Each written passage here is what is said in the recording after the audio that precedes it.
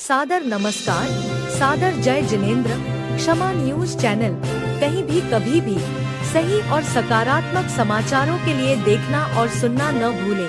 साथ में आपसे विनम्र निवेदन है कि यदि आपने इस चैनल को सब्सक्राइब नहीं किया है तो कृपया अवश्य कीजिए और शेयर और लाइक करना ना भूलें। गांव मंदिर जी में अतिशयकारी मूल नायक आदिनाथ भगवान को आपके सानिध्य में नवीन वेदी निर्माण हेतु श्री जी को दूसरे स्थान पर विराजमान किया गया। महाराज जी, उन्हें उठाने के लिए कई बार कई लोगों ने प्रयास किया, यहाँ तक कि उन्हें उठाने के लिए कई कोर्ट केस किए गए। यहाँ तक कि महाराज जी ने कहा था कि उन्हें हाथ मत लगाना, नहीं तो तुम्हारी कई पीढ़ियां परेशान हो जाएंगी।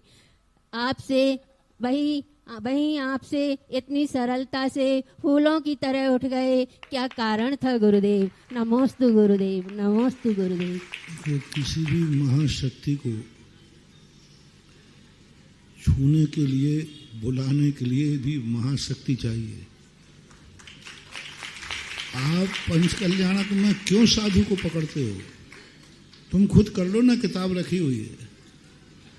तो जो महान शक्ति को बुलाना है तो उनका निमंत्रण देने वाला भी कुछ महान हो, तब तो बात बनेगी। इसलिए मैं ग्रस्त वगैरह जब इस कार्य को करते मैं मना कर देता हूँ कि मूल नायक वगैरह को हटाने का प्रयास मत करना। मेरे पास अशोकनगर वाले पहले भी गए, मैंने कही नहीं, बिल्कुल भी व्यवस्था मत करना। जब तक कोई साधु आदि जिम्मेवारी ना ले, रिस्क लेना पड़ती है, इसके साइड इफेक्ट होते हैं, इस पर कोई भी अटैक हो सकता है। मूल नायक को खिसकाना कोई हंसी मजाक मत समझो। उस मंदिर का सारा अधिष्ठान उसी पे आधारित होता है। जो उनके शासन यज्ञ आदि होते हैं वे भी उसी से संबंधित होते हैं, और उन सब के लिए बहुत बड़ा रूप रहता है उसका। उसके हटाने की विधि होती है, साधना होती है, और उसकी रिस्क मेंटेन करना पड़ता है। और रिस्क वही उठा सकता है जिसको इसको मालूम है कि इसका साइड इफेक्ट क्या है। वो साइड इफेक्ट को, जैसे कोरोना हुआ था ना, तो डॉक्टरों को पहले कह दिया तुम वैक्सीन लगा लो। सबसे पहले वैक्सीन किनको लगी थी? तो इसी प्रकार से ऐसे कार्यों को करने के लिए पहले हमें खुद ध्यान की वैक्सीन लगाना पड़ती है। हमें खुद ध्यान करना पड़ता है, हमें खुद जाप करना पड़ता है। ऐसे नहीं भगवान को उठा के खिसका देते हैं, क्योंकि कोई भी साइड इफेक्ट हो सकता है। दूसरी बात, ग्रस्त लोगों के अंदर विल पावर नहीं रहता, और ग्रस्त लोग कोई भी कार्य करते हैं उनमें कहीं ना कहीं उनका कसाय रहता है, मान भाव रहता है। मेरे कार्यकाल में काम होना चाहिए, मेरे द्वारा ये कार्य होना चाहिए। उनको कार्य से कोई मतलब नहीं है, कार्य वही हो रहा है। यदि मेरे कार्यकाल में होती तो खुशी थी, और मेरे कार्यकाल में नहीं है तो चेहरे पे 12 बज रहे हैं। हाँ, मैंने ये देखा, एक स्थान पर वही कार्य होना था, मेरे सामने पास किया, सब किया, वो अध्यक्ष पद जो पदाधिकारी हार गए। दूसरे को गए तो मैं गया, और वो इतने नाराज हुए, इतने गुस्से हुए कि वे कोर्ट चले गए, पुलिस में चले गए। वहाँ जाने के बाद उन्होंने कहा ऐसी ऐसी बात है, तो वो कलेक्टर एसपी मेरे परिचित थे, वो आ गए, बोले महाराज जी ये क्या बात है, ऐसी ऐसी रिपोर्ट आई है। तो मैंने किसने लगाई? फलाने से। मैंने तुरंत पुराना रजिस्टर मंगाया, मैंने कहा साहब ये पढ़िए, इन्हीं के अध्यक्ष काल में प्रस्ताव पास हुआ था। फिर उनको बुलाया गया, बोले साहब हमारे कार्यकाल में होता तो कुछ मजा आता है, अब इससे कार्यकाल में हो रहा है तो हम तो विघ्न डालेंगे ही डालेंगे। ये ग्रस्तों के अंदर कसाय भाव होता है, और ये कसाय भाव प्रायः कई लोगों में, सभी में, सबका तो नहीं कहूँगा, लेकिन बहुत कुछ परसेंटेज में देखा जाता है। उनको ना तो विकास से मतलब है, ना कोई अच्छे से मतलब है, ना महाराज से मतलब है। उनको तो मेरे द्वारा होना चाहिए, मेरे सामने होना चाहिए। उनको चतुर्मास की खुशी नहीं होती। मेरे कार्यकाल में चतुर्मास हो तो कोई बात बने, और उनके कार्यकाल में नहीं होता तो उनको बहुत बुरा लगता है। ऐसे लोग धर्मात्मा नहीं कहलाते। ये धर्म की आड़ में अपनी रोटियां सेंकते हैं, ख्याति पूजा लाभ करते हैं।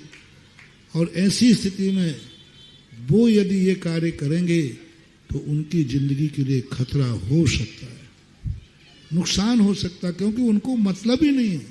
उनको तो खुशी इस बात की नहीं कि कार्य हो रहा है। अब उनको ये खुशी नहीं है कि वही स्थिति के गांव मंदिर हो चाहे ये मंदिर हो, अरे पूरा हमारे कार्यकाल। अब खुशी नहीं है कि अब मंदिर का पंचाणक हो रहा है या मंदिर का कार्य हो रहा है, क्यों नहीं हो पाता? तो ये स्थितियां बन जाती हैं। इसलिए ग्रस्त पहले तो 92-92 में जब केस 7 साल से केस चल रहा था, यानी यूं मानो 7 साल, 52 के पहले 7 साल कौन सा हो गया? 85 से केस चल रहा था। उस समय भी यही आफत थी। उस समय भी आदिनाथ मेरे ही से माने थे, कोई हाथ लगा ही नहीं सकता था। फिर मैंने उनको कहा भगवान, अब चुपचाप मैंने जैसे उनके कान में कहा भगवान क्या मामला है? बोले कुछ मैंने उठा। और यूं 4 लोगों ने उठाया और यूं दूसरा कमल लगाया और भगवान उच्चासन पर विराजमान हो गए। आज मैं वही देख रहा था।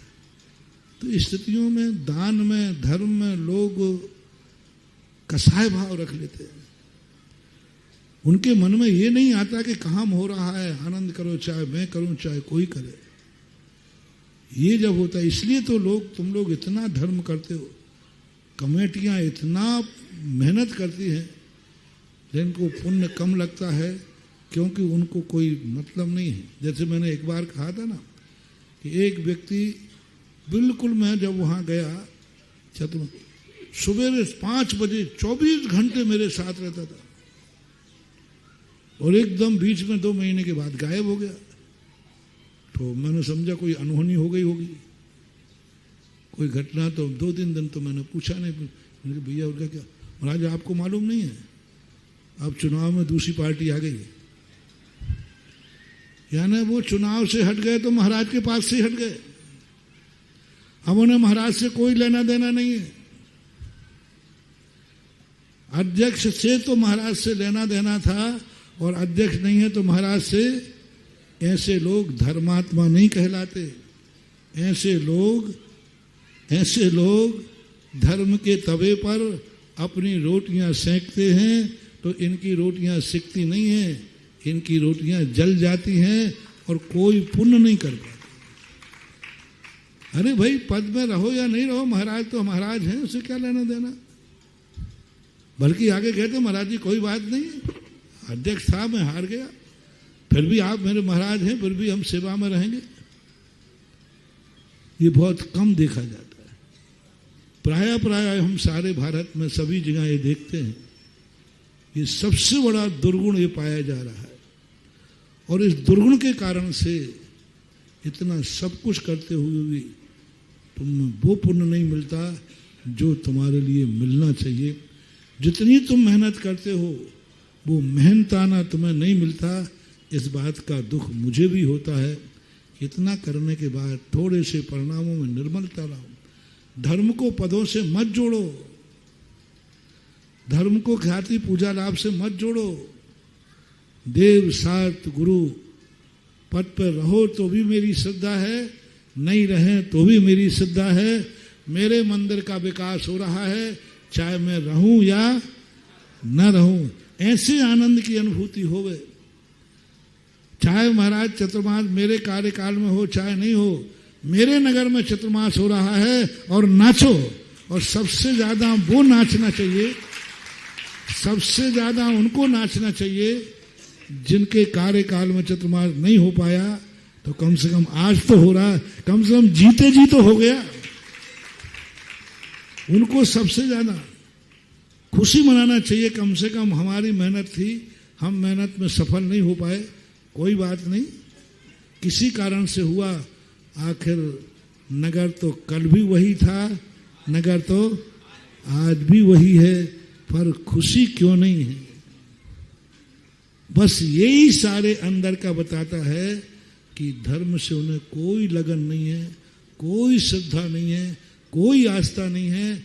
मात उनको तो इस पद के भूख रहती है, पद की ख्याति रहती है, तो वो मड़राते रहते हैं। पद गया तो जिंदगी का सब कुछ चला गया। क्षमा न्यूज चैनल देखने के लिए आपको बहुत बहुत धन्यवाद। सादर प्रणाम। सादर जय जिनेंद्र।